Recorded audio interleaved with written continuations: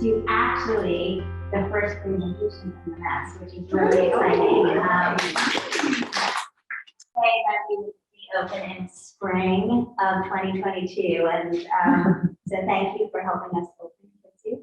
And the thing that's really most exciting is this place was actually built with the intention of really showcasing partnerships, our opening, if you will, with this presentation. So I am Melanie Haslam, I'm the creative director at Kidzu.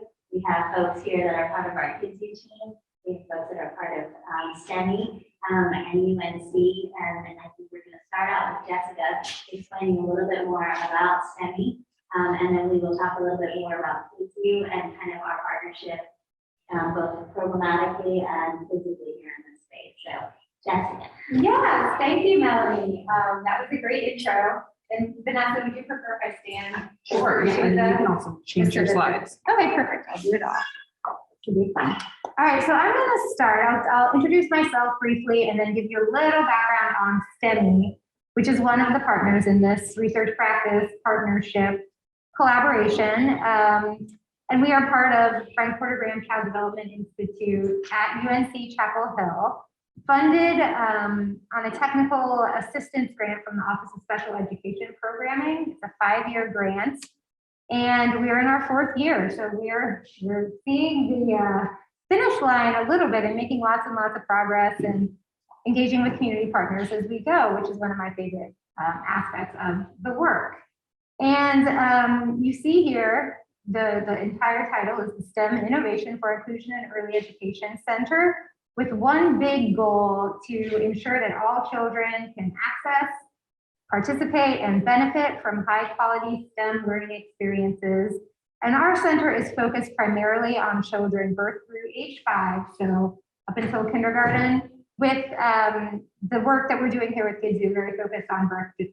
So we're really thinking about how can we get that STEM learning for our infants and toddlers.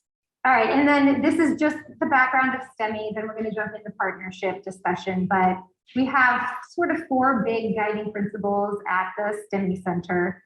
And the first one is that we focus on equity and inclusion and really making sure that all children, families, practitioners in any setting are able to access what we're making, are able to use the activities. We don't want to have all our activities focused on really expensive materials that families might not be able to access. So we try our best to create content for families, practitioners, museums, and with museums that is culturally responsive and it's adaptable, modifiable. And one of the things that we do as a center is actually try out some of the things we create in different settings. Kidzu does this to an extent, and hopefully we'll do it a little bit more as you'll see as we go through the slides. And just being, making sure that everyone can learn STEM and not thinking that because the child is living in poverty or has a disability, that does not mean that they can't learn STEM. In fact, they're as interested and able to learn STEM as any child. Our second guiding principle at STEMI is that we leverage evidence-based research and tools. And this actually is one of our partners. It's the Marsico Institute at the University of Denver. There's some famous mathematical researchers there, Doug Clements and Julie Samara, who have developed what they call learning trajectories focused on math.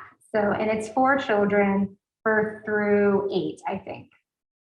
So what these are essentially like all these mathematical concepts broken down into goals, progression of skills, and then investigations or activities to target a particular skill. So it's all child-based, so you figure out where a child is on this trajectory and then find the investigation that is accessible, adaptable for any given child. And so that's what we're working on now for the domains of science, technology, and engineering, including the birth to 3-year-olds and 3 to 5-year-olds. Third guiding principle is that we collaborate with our STEMI cultivators, and you see that happening here. We have an advisory board, experts in early childhood STEM learning, experts in inclusion, both at FPG and beyond.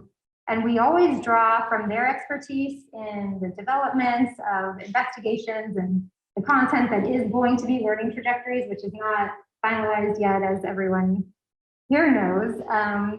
And we try to partner with inclusive settings to actually use the learning trajectory activities and give us feedback.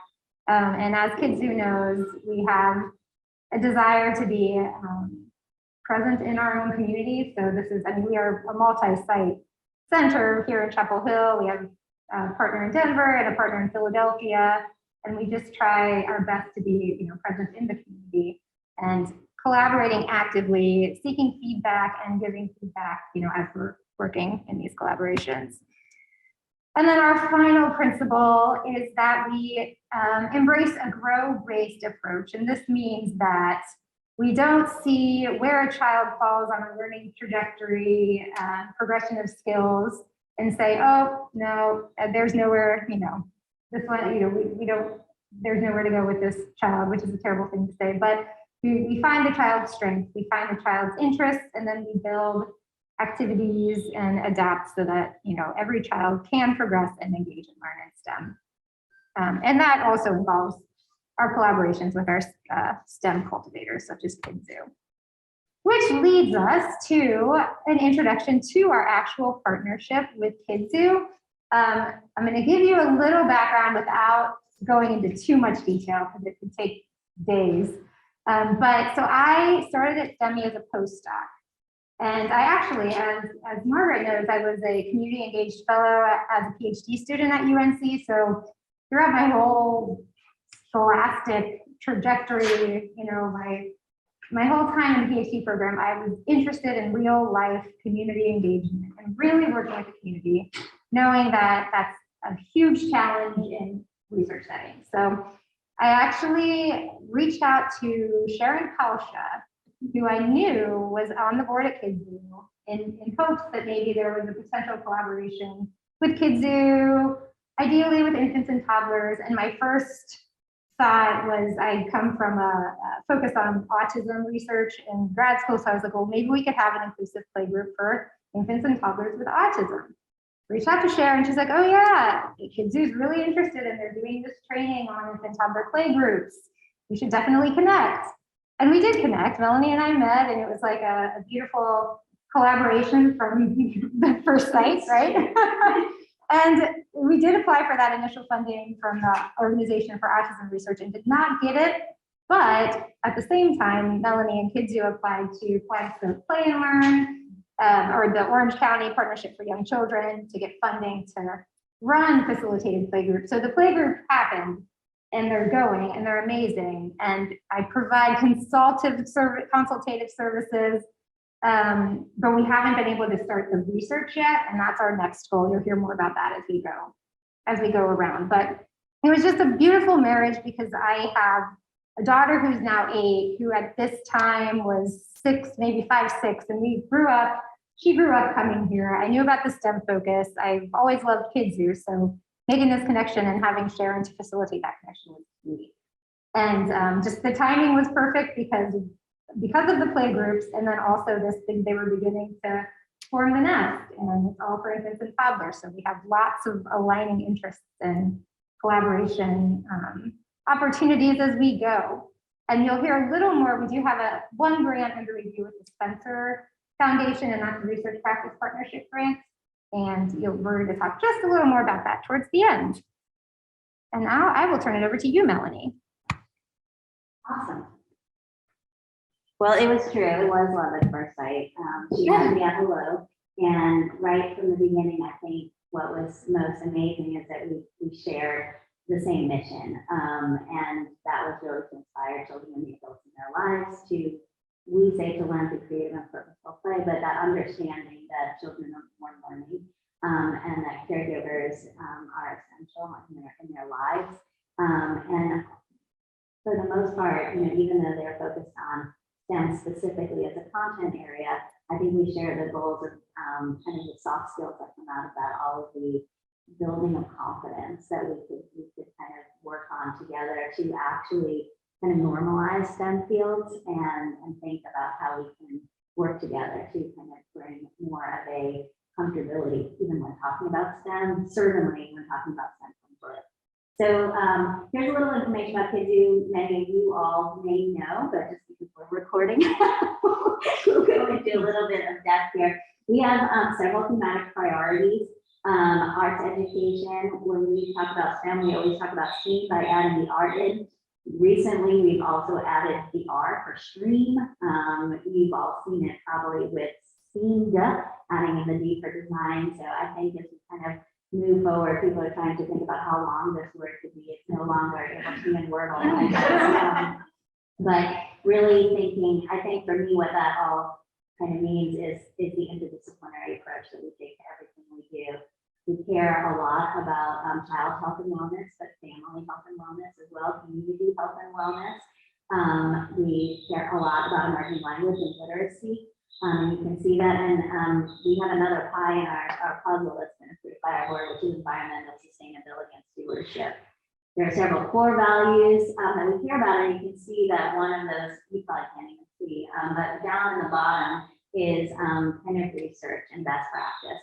And we, knowing that we are in a very academic community surrounded by many academic institutions, there's always been the opportunity, or at least the idea, that we could essentially serve de facto as a lab school for UNC, as some of the other kind of lab schools have closed around, to really study how do children and families learn and how do they learn in informal learning institutions like ours. And our vision is to really become an innovator in this type of interactive museum-based learning. We want to kind of excel at serving, celebrating, and reflecting our community. And to us, that means not just the visitors that come, but the research that's happening, the partnerships that we can gain, the artists that work in our spaces, the other organizations and nonprofits. And ultimately, that's so we can offer a model to kind of other museums and other institutions that share our commitments, but also to other museums that have started in kind of more community-based environments like ours.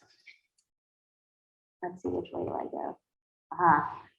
This was just a slide on fire of lots of different images, but it was showing kind of the idea of the museum proper. Right now, next door, we have 1,200 square feet of museum exhibits and learning environments that actually integrate STEM everywhere, both inside and outside.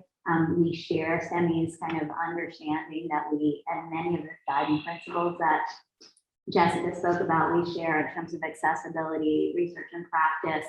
I'm not going to be able to remember all of them, but as you were saying them, I was nodding my head to everything. That integration of kind of STEM into early routines, into everything we do, and making it understandable, not kind of holding it out on a pedestal that feels hard to kind of access, but really thinking about accessibility. A few years ago, we had the opportunity to expand and kind of build our blueprint or expand our blueprint from 1,200 square feet to incorporate this space that you're now sitting in. And the idea for this actually happened in, I would say in 2018, we were invited to go on a trip to Reggio Emilia, Italy. I'm ahead of myself. Essentially, usually this slide doesn't come here, but let me go back and then I'll go forward. So we were invited in the top left-hand corner, we were invited to go with a collaboration of other organizations and institutions to Reggio Emilia, Italy, and study the infant toddler centers that they had there. And we brought a lot of information back from those tours. And one of the areas that we were most interested were the ways that they were incorporating STEM into those very early learning environments through explorations, investigations, the use of light and the use of technology. We're also had been very focused on the Abecedarian Project, another UNC collaboration, though that was not with us, but that was with the community at here in Orange County in the 1970s. And there was this idea that we could kind of learn from some of the research that has been kind of fundamental to our understanding of early childhood, and that sense that we know from the research that's been done here as the only longitudinal study about how important learning is in those early years and the kind of real life impacts that quality learning environment can have, not only on staying in school and on grades, but in fact on relationships, and even as of 2014 on our physical health. And we knew that there was real opportunity to learn from the current work that was happening. So as Jessica said, we had the opportunity to meet, and we knew that while the Abbotsford project was very focused on language and literacy, that there was another group coming out of FPG and STEMI that were really thinking about how can we introduce STEM in early learning environments and how important that was. And it became evident to us that we wanted to try to incorporate both of those trends as we would into any other learning environment that we have at Kidzu. And Melanie, I don't mean to stop you, but I did want to just interject here quickly. And I love how you have this like as a concentric or as overlapping circle, because I've always, when I started working at STEMI, I'm like, this is Reggie and Amelia. Like, we are in the nature, we're following children, we're following the child's lead, and we're building projects upon what the children are interested in. And in fact, like Sharon Paulsha went to Italy with you. Yes, she did. She's in that picture, even though you can't see it. Yeah. Yeah. And a lot of what we're trying to do in this space, and obviously this bit is to talk about this relationship with STEMI, but I think you can see all around a lot of kind of Reggio inspiration, and that idea that the environment is the third teacher, that children deserve and have the right to learn in beautiful spaces. All of that, the child's lead, I think that we all share in terms of the work that we're doing. And that green circle and the yellow circle, the circle we're going to hear a little bit more about today. But essentially, when we decided to kind of build out the nest, it was in the hopes of galvanizing these kinds of partnerships that we had here in our community, so rooted in our community, and actually leveraging them to kind of move forward. Here you can see a version of what we had envisioned that the nest would look like from the start. And even though several kind of individual elements have changed, I think that bringing in of kind of STEM, visualizing STEM, bringing the outdoors in and the indoors out in everything we do still remains. Here's a version of some of the activities and interests that will be here and some of the opportunities to incorporate STEM. And as Jessica mentioned, we have been kind of thinking a lot and working with educators at FPG, even in terms of the choices that we're making and in terms of the intentionality. How accessible are these things? How are they accessible to different learners? And what does that look like? And what are the different STEM opportunities that we could build into all of the manipulatives and opportunities that we have? There's lots of things that you can all take a look at here in terms of when we think about art, when we think about blocks, how are we thinking about STEM? And how are we thinking about kind of building confidence in children and their caregivers? There's an area in the back. You can see now those live feed birds that are coming in. Again, that introduction and real immersive quality of STEM learning. And we have been really looking to STEMI as not only an opportunity for an advisory consulting, but as the potential to actually hold research and to think about that. And behind you is a mirror, but that mirror is actually two-way. Nope, it's one way. It's a one-way mirror that would allow researchers to be able to come in here and really study how children and families learn best. More opportunities for thinking about light and flight and wind, and how do we kind of access natural elements and think about opportunities to kind of bring STEM from this like word up in the universe and actually just make it real. Right, make it kind of based in the natural world and in everyday routines. And so with that, it brings us to kind of a little bit more about the needs that we were doing, not just in terms of thinking about this space as beautiful and as grounded in research, but we wanted to make sure that it could really meet the needs of our community. Vanessa's going to talk a little bit about that, and we'll get into kind of two of our pilot projects in terms of the ways that we're working with STEM. So as Melanie mentioned, we not only wanted the space to be really rooted in research, but also really rooted in community needs. And we knew that our community needs are rapidly changing, especially during times of early COVID. So myself and an intern, actually Apple's intern, conducted a mini needs assessment with a lot of early childhood professionals in our area. We did this both through surveys and some semi-structured interviews, and you can kind of see the affiliations of everyone that we interviewed on the left. We had a lot of early childhood educators, a lot of service providers, a whole range. And this needs assessment was really guided by 3 major questions. What do you see as the greatest needs of children 0 to 3? How can we meet these needs, and what are some steps we should take to meeting those needs? You can see on the right some barriers to entry that the people we interviewed really identified for people trying to access an early childhood space like the nest. It's really blurry, but some of the things you can see are language and the space not being culturally affirming. So while we were collecting all of this data, we really thought critically about developing the nest as a place that's culturally competent and affirming, multilingual activity guides and stuff like that. Here is some more data that we collected. As you can see, the greatest need was age-specific educational resources and school preparation, with the second being affordable learning opportunities.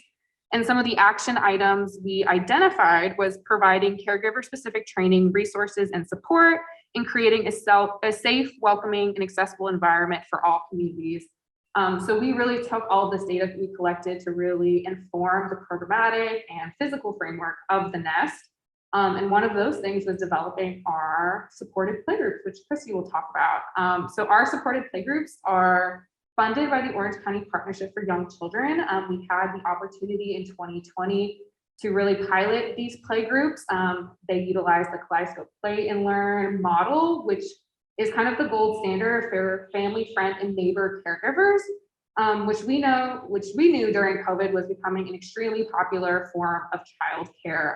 So we really wanted to be very innovative in how we were serving the community, as the nest couldn't be open, but we knew from this data and just from hearing from families that caregiver support and training was really needed during this time. So I will pass it off to Christy to talk more about our playgroups. Just enter right this button. Oh, there we go. Okay, yeah, so I'll take it down and get a little more specific, because as we were building the playgroups, which we started, it's been over a year now. When 2020, like October. Yeah, October, yeah, of 2020, we started the playgroups over Zoom. And as we built the curriculum and built the actual day-to-day group lesson plans, we intentionally layered in the curriculums that we talked about. The Abecedarian, there is a learning game at the beginning of every playgroup that they're encouraged to do on their own, and then we discuss it as we get back together, followed by a playtime, because it's over Zoom, it has to be facilitator-led sort of circle-ish playtime, and that's where we really worked a lot with the STEMI model, and of course, obviously KPL.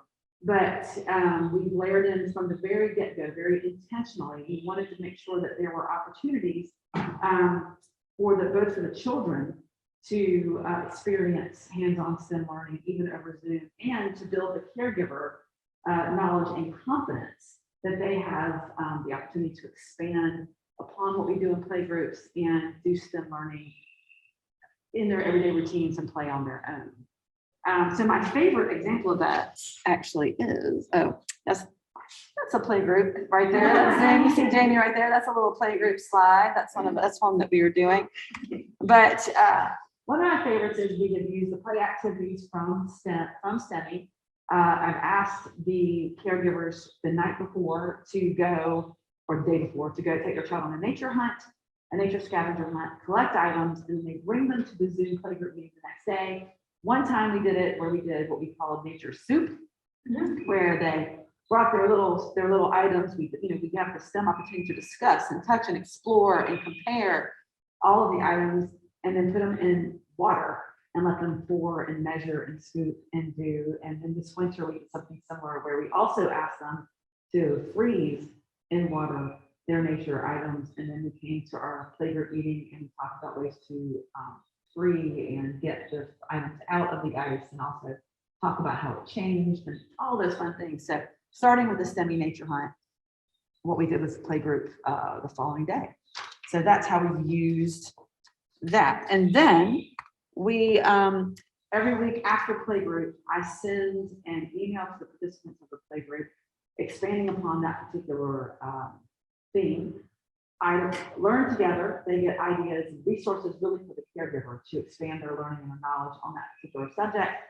Play together, we offer them resources and ideas for continuing to play on their own at home with their child. And then read together, we offer book suggestions and ideas on the theme, which we then see the term feathering the nest. Then we feather the nest back here physically with those very ideas and resources. And so Samantha couldn't be here today. Samantha Shannon is taking those. She made all this, she created all this beauty, set up the space that you see around you. But she has planned investigations based on integrating all STEM and STEMI concepts in here. But we're basing the next year, as you can see, on the theme of change, starting with spring and having change in motion, including we're talking about physical and then also spatial motion. So using STEMI, again, we're using the STEMI innovations and techniques where we're using the Learning Trajectories website to inform what we're doing in this space. Specifically, you can see we are doing the Learning Trajectories. So in the space physically, we can have block play, and then a more facilitator directed plan based on the learning trajectory, like a hokey pokey. Again, spatial concepts in, out, left, right, and then also using the learning trajectory for having them work at home on their own with spatial language, helping the caregivers work in that way. So that takes us from playgroup to in-person in the nest, and even helping caregivers support them and take the learning home. And as the learning trajectories continue to be developed by STEMI, it gives us the opportunity in real time to work with them and practice them right here in the nest in the playgroup, which kind of brings me all the way back again to Right. Jessica. Like full circle.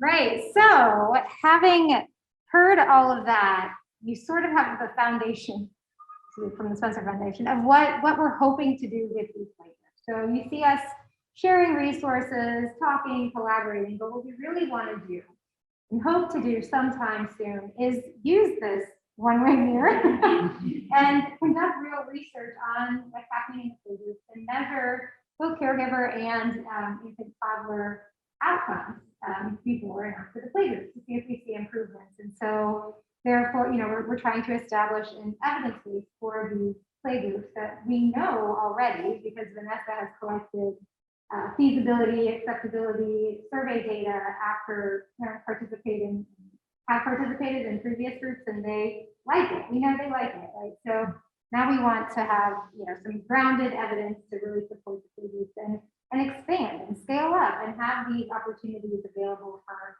more families outside of Orange County, across the country. And of course, Kaleidoscope Play and Learn does have different hubs, throughout the country where they're doing similar playgroups, but it's still an emerging evidence base where it's happening, but the research isn't happening as quickly as the playgroups. And so we thought it'd be really awesome if we could work together and have some pilot studies on playgroups. Ideally, back in person, potentially virtually. Either way, we'd be able to adapt and measure outcomes and see what's happening as far as caregiver self-efficacy, children's STEM concept knowledge, and then caregiver STEM concept knowledge and awareness and confidence. Part of, I think, the problem or the challenge, obstacles that we face in facilitating early STEM learning is that many early childhood professionals and families and caregivers don't consider themselves to be STEM experts. So they're sort of intimidated. But then when you get down into it and you realize, oh wait, this is STEM, I can just make it a little more purposeful and point out the STEM concepts and what we're already doing. It can be a game changer. It's amazing the progress that we can make in these playgroups. So that is sort of our next step. We did apply for this funding last year and did not get funded, but it was a very positive review. So we resubmitted, although full disclosure, I've heard from multiple people that they always get really good reviews from Spencer and never get funded. So we're cautiously optimistic that maybe we'll find a funding source to really start researching these playgroups in a systematic way. And we've listed some other funding opportunities that Kidzu has had to help us create more accessibility, to actually amplify, I guess, the this partnership, both from PNC and the Francis STEMI Foundation, in order to create accessible playgroups here and make sure that the space is used in an accessible way, and also to have opportunity to create kind of printing plays that can be offered virtually. So parents, while we're excited to kind of walk them through into a space like this, we don't want people to think that it only has to be with materials like this. In fact, one of the things that we want to make sure is that everything we're doing is translated, whether that's translated to other languages or even just translated to everyday materials that anyone would have at home, that all of this learning is feasible, obviously, for everybody. So right now we're in the place where we are excited to kind of open the doors slowly. We know that children of this age that we're talking about have not yet been able to be vaccinated. But as soon as it is safe to do so, the goal is to open this space up both to the public, to members in general, but also to kind of partnership opportunities. So we can continue to use this space to do the kind of research that we're talking about, and also to have opportunity to really open it up to the community at large to make sure that everybody in our community has the ability to come here. We also hope to hold, as Jessica was saying, opportunities for caregiver and early child care provider education as well. And so again, if we can bring kind of confidence in STEM learning into the home, into the classroom, and hopefully into the community at large, because of kind of the opportunity that we have to be so close to the university to kind of benefit from that kind of research. The goal is then to amplify that across our state and hopefully even wider. So we would love to open this up to questions. This is just a little bit kind of about our partnership, how it started. We have a very strong NEST advisory group that is actually made up of several early educators and child care professionals from all different sorts that are helping to inform the work that we do. And we're really excited to have the opportunity to share it. So thank you all for being with us this morning.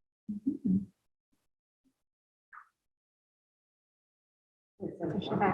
Yeah. Well, Okay. we'd Keep that one up. really kind of have, I don't know what time it is. Does anyone know what time? It's about, 10 after, 12 after. Oh. So we have about 15 minutes Oh, for great, questions. perfect. Yeah, so that's actually Thanks. works out perfectly. One of the things that's important to us is, to make this a dialogue in exactly the same way we would want babies and children to learn in this space, but to be inquiry-based and to ask questions and just kind of share their learning, share their ideas. So we certainly welcome any ideas that anybody would like to share. First of all, thank you all for doing this. It's really great to be in this space. And I'm part of the engagement planning team, so I'm really especially grateful. I'm curious, just with the pandemic and how much more virtual engagement has been happening, have you all seen trends that in some ways that has been positive, like taking people off television, which is more passive and into more interactive virtual spaces? Is that something y'all have thought about? Definitely. In the pandemic, which I have on my slide, but one of the things that we did is because we were closed, we went to a completely virtual model. And what we learned, we had to mitigate for obviously thinking about accessibility. One of the slides that's here talks about the ways that we thought about kind of broadband. For example, one of the things that we did was we printed everything, we put things in print because people that weren't in social media might not have the same kind of level of broadband. And we worked with our relief organizations to distribute kind of flyers. And we were actually offered hardware for folks that might not have hardware. And what we learned actually in our community anyway is that we have really good broadband. We don't have as much of a digital divide. And in fact, the online programs that we were doing were reaching way farther audiences. We're mitigating against transportation issues and other socioeconomic barriers that we were seeing before. And interestingly enough, given the choice of hosting virtual or in in-person playgroups, we had several folks want to stay virtual. It was easier for their lifestyle. It was easier to, and they felt, and I mean, that's a tribute to the team, but I think they felt that connectability. Like you were saying, it wasn't just one way as TV can be. It had an interactive opportunity beyond just kind of the interaction that Sesame Street was providing. Here, they were actually able to have dialogue in real time from their home and even use their everyday opportunities. And one of the things that our team did, I think that's worth speaking about, is some of the lessons learned. And Christy, I'm thinking about the packages that you all sent out, because I think that's really helpful to see. Yeah, well, one of the things that we took, we've done this in a number of sessions, and we have learned both how to interact a little bit better, I think, over Zoom. I think we're doing now is different than what we started doing in the very beginning where we do it. But we also did start sending out a kit of supplies. Actually, some of the things you'll see here, like these, one of the kits included these crayons. They always include a book that goes with it. And the idea was that it would, anything that we put in the kit would be sort of multi-useful. So that we knew for accessibility, they got the kit, we registered, there's no cost. And that way, as we're planning, we know that everybody coming to Playgroup has, even if we ask them to bring something to go to a scavenger hunt and run and find something that is blue, we know we sent them. You know, there is something blue in their possession, even that we sent them. Or they can use this to color, they can use this to stack. So anytime we're asking them to interact and work with us, we don't have to, we don't want to cause stress that someone may not have that in their home. We ask them to go find things in nature and put it in water. So we're really conscious of what they may or may not have access to around their house. And then we've seen, as we've changed, it's much more interactive. And what I think is fun is even reading the story. You know, when the pandemic started, every celebrity, every author, every person on the planet was writing books on, including us, reading books and putting them up online. And so I wasn't really sure how that would be received, but they are super, super engaged. And so we make sure we do that in every session because it is actually even in the moment. And Jamie will read our books a lot. Jamie has started doing our Playgroups with us, and she's very interactive. She does the conversation. You're able over Zoom to do more like conversational reading and ask questions. It's really interactive. They're very engaged. I've been very surprised at a really young age how very engaged they get. We can use their names, we can talk to them, we can sing happy birthday. We try to keep the space open for about half an hour. We offer to keep the space open after Playgroups officially over so that caregivers, if they just want to talk to each other, if they want to talk to us, they can do so. It's not often used, but it has. One time a little boy wanted to play songs for us that people were playing the piano. So everybody stayed and listened to him play a Roy Worker song on the piano. So there is a connection. One little girl asked another little girl in the middle of the playgroup her name and what she liked to play. Do you have her name? It's great. They call them bunker babies, children that have never been out of their home. Yeah. And to me, it was so wonderful to see that even how resilient children are, that even in this medium, they're actually starting to try to interact with each other. That's amazing. It's been really special. What's fabulous is when we first started this, so we heard that we got this funding in July of 2020, and we brought it to the Playgroup to say, well, we've gotten this funding, we'd like to start this group, but we're not going to be able to start it in person, we can be started virtually. And I will be honest that there were many naysayers in the group that said to us that it shouldn't be done for infants and toddlers, they won't be successful. And we figured, well, we have the funding anyway, let's try it. And what we found is not only can it be successful, but I think what we learned, to take Christy's example, but to apply it to your question more globally. Yes. Yeah, no, it's I get off subject. No, that's perfect. Like we're always needing the very specific examples and then how that kind of changes potentially, or has an impact on our model and our philosophy and our kind of move forward. But essentially, I think what's most important is that we've learned of the silver line and the benefit. And we believe that there is connectability, that it's possible. We definitely know that we can have a much more far-reaching, impact than we can have in person, not just kind of far-reaching in terms of geography, but in terms of people at their own time can watch things that are recorded, like we're talking about here. It used to be that we would do something like this, even just the fact that we press record on Zoom. And now, people in their own time can access this, and it's the same thing I think for caregivers with families. The fact that you can kind of have more of a, we always talk about child-led, but in a way of family-led, what works for every family in terms of when they can do these activities. And so as we plan even an expansion of the museum, one of the things that we're thinking a lot about is how do we have a hybrid opportunity. We definitely know there are some things that the virtual world is lacks in terms of that hands-on experience and that real connectivity. And we know that there's something that is needed. And I don't imagine we will ever go back to the old normal where we just were in a purely physical environment. I think going forward, there will always be the need to think about how do we create a hybrid environment and allow us to build ourselves kind of virtually and practically or just physically.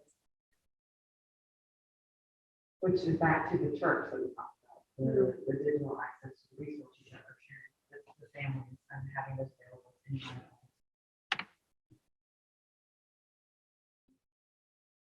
I do think there is, like, I'm not trying to be a Debbie Downer here, but there is a little bit more challenge on the research is just lagging as far as like adapting to being able to be conducted remotely.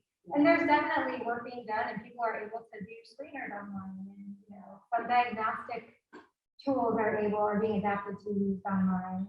So I do think, I think that we talked about this just yesterday, like having both options, like, but for the actual, if we're going to be doing the research, we might need a regular group in person, but then we also want it to be accessible to everyone. So maybe we have the option for virtual drop-ins or a virtual group that maybe we're not going to pull data on. But I think it's really important, and I love that you all shared that. And I would just want to second what Christy said. And I apologize because Vanessa, Melanie, and Christy have heard me say this 55 times at least. But I was shocked. I've logged into a couple virtual playgroups, and the children all get quiet and like stare at the screen when the book is read. Like, you're telling me I could have been the teacher for Zoom longer. And it's amazing. I was super surprised. And this is from like the very very early before Christy and everyone had perfected the engagement strategies and the super awesome activities that they were already there. But there's learning curve with Zoom. But from the get-go, that storytelling is like, dude, I'm gonna listen, I'm paying attention, this is super cool. It's just like several times cool. It's very eye-opening for me. And I think one of the things that we're really excited about, for example, this KPL model that we're using is based out of Seattle, and it's very much based on kind of the Pacific Northwest, the themes that they're using and the connectivity that they have. They have an earthquake here in this story lesson plan. You haven't used that. Yeah. So for us, it's really amazing actually to think about how are we layering that content with kind of that local flair of our own, not just in terms of kind of teams that we're using, but kind of the partners that we're working with as we go forward, which makes it really exciting. I think doing research in a way, and kind of as Jessica said, it's interesting because when it was the opportunity to start a hybrid model, what we learned is that nobody had any idea. And I wonder if people were collecting some data, because it would be really neat for somebody to start publishing at least what this looked like over the last few years, so we can kind of potentially start to think about some best practices. But it really was a free-for-all, I think, as we all kind of got started. So it was really nice to have this partnership in place before we started, and we could bounce ideas off of each other. I know that we were very concerned about, children in terms of sensory issues and what technology would look like for children and how that would all work. And it was really nice to be able to ask those questions, I think, of STEMI, and then to be able to apply things and have it's really been a great partnership, I think, to have the ability to kind of, what is that called? It's very mutually beneficial because we have this space, they have this knowledge, and we're able to kind of unite on these different fronts and hopefully kind of push our understanding.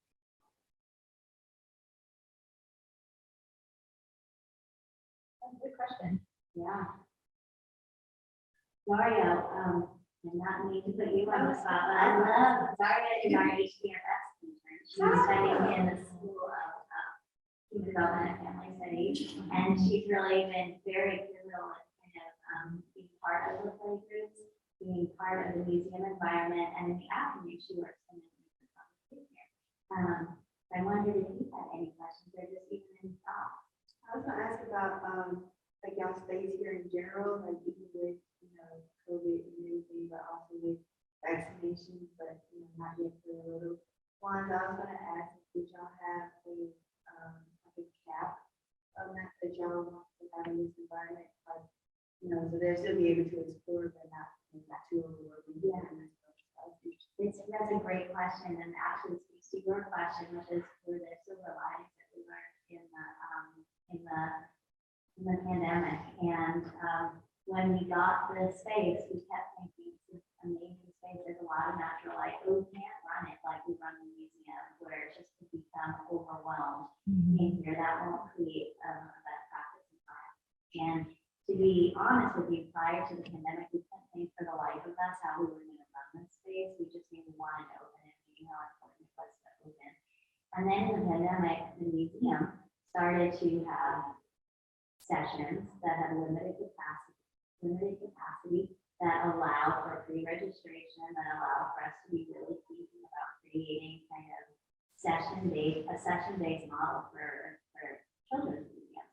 And we here in the nest were like, aha, this is the way to actually run this space. So even once the museum proper goes back to running in a more kind of normal, open way, this space will actually continue to run with sessions based kind of around that time, believe it or not, and it will allow us to have, we are thinking that if we're going to cap to start as we prototype, but it doesn't, families that could be in here at one time, we feel like we've actually had done a little bit of prototyping to see how the children in here with their caregivers, what that looks like. But over the course of 2022, as we open this space, it'll be open with like a soft phasing where we're able to test different models to see what works best, to see what the right amount of families is in here.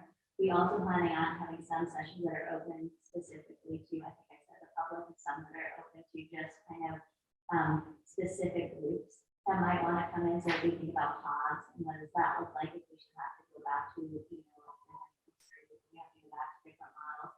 But it's definitely one of the lessons learned, I think, from the pandemic, which is that we can control our environment, and we now have a system for controlling that environment as we go forward. So I think that's been really interesting for us. Jamie, do you have any thoughts or questions? It's original space on there. I can't wait to see. I haven't had the opportunity to meet children, and I think that's just what I am seeing, is envisioning what that's going to look like, and I can't wait to see it in action. So There is some pictures. We've only had children here once. Travel Magazine was featured for us in their January, February issue. You can see some kids playing in this space. And it was amazing just kind of watching their engagement, even not done. There's several pieces still to come, but we're really excited about this space. It's definitely been kind of a labor of love to kind of try to create a space like this over the course of the pandemic when labor is short and materials are short. But we're really excited for it to actually come to life, and we know it'll only come to life once we have children inside. So we're excited. Okay, well, thank you everyone for being with us today. Really, I know that we were just a small group, but it actually gives us a real opportunity to speak to people and showcase our work. Please, like I said, if we haven't looked around, we are always open to feedback.